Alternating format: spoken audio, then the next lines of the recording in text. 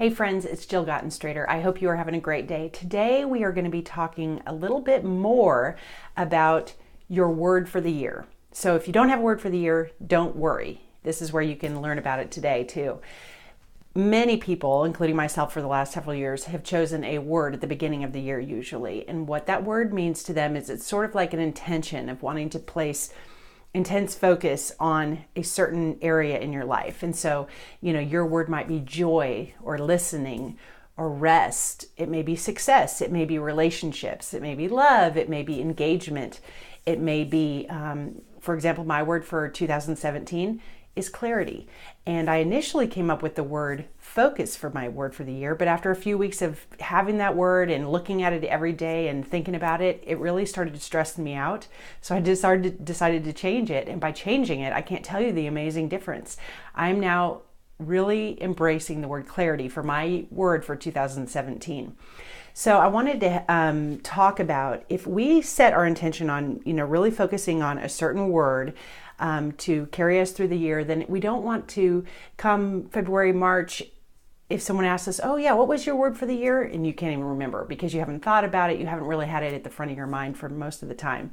So I'm going to come up with 5 steps today to help you to really take your word and make it something that you're going to think about each day, that you're going to think about in the months to come. And at the end of the year, you'll be able to look back and see what a difference it has made by taking some focus and really thinking about one word and being intentional about it. So the first one is to take your word and display it in various areas or even just one main area. But what that means is, even if you write it on a Post-it note and you post it in your bathroom, if you put it on the dashboard of your car, your office, your desk, wherever you may see it a lot of times. So again, you want to have that at the forefront of your mind. And when you're looking at that word, you're seeing it and it helps you to focus more on it. You can also take, for example, just put the word into a Word document and blow it up to a big, large font, maybe give it some curly font or straight font, whatever you want, and print that piece of paper out and put it somewhere. You may be an artist and maybe you have the gifts to take a board or something and then paint your word in really cool lettering and then actually hang it in your house almost as a piece of art. But really the point is to make sure that you don't forget that word so you're seeing it every day and throughout your day. The second thing is to get intimate with your word.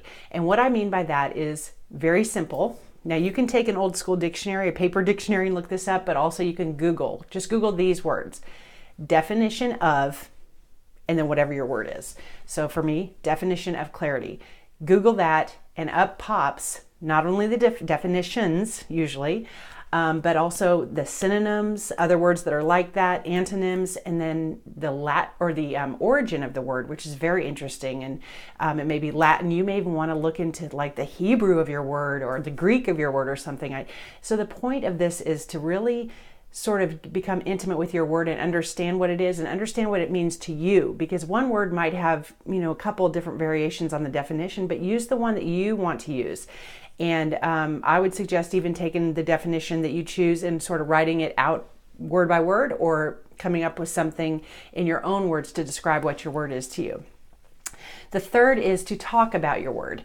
Now, talking about your word is so when you're talking to your friends or your family or your coworkers, let them know your intention.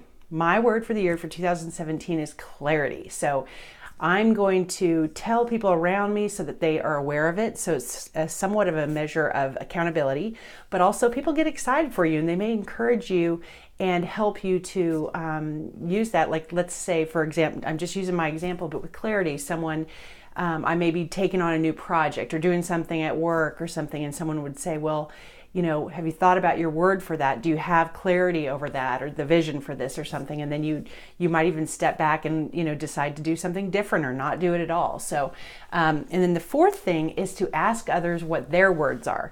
So if someone doesn't have a word, this is a prime opportunity for you to share this great idea about setting one word as the intention for your year.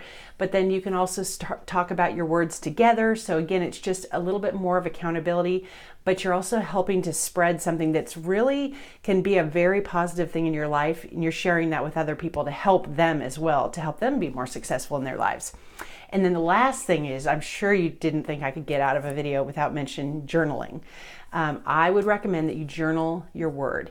And so when, if you are a daily journaler, if you do it once a week, but to actually think about your word, like for my example, clarity. Did I see clarity in my day? Did I seek clarity? Did I pray before I made that decision in order to have clarity?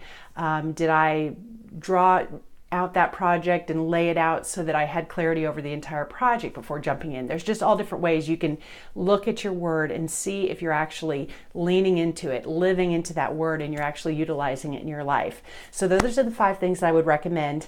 In the blog post at JillGottenstrader.com, I will also jot these out down below, so if you need to have them there. But I encourage you to share this with people too, so that they can get excited about using their word and not let it fall off in like March and then forget what they ever had an intention about. Imagine if we could come back together in December and see the differences in our lives, that just by setting this intention and using this word, how it has affected our relationships, our work life, our personal lives, projects, whatever you're working on. So I encourage you to do that. So have a great day, and let me know in the comments down below what your word is. If you've got a word now, if you changed your word like I did, what'd you change from? And also, if there's something in particular, if there's a neat little tip that you think you'd like to share about keeping the word sort of at the forefront of our minds, you can include that in the comments as well. Thanks, and have a great day.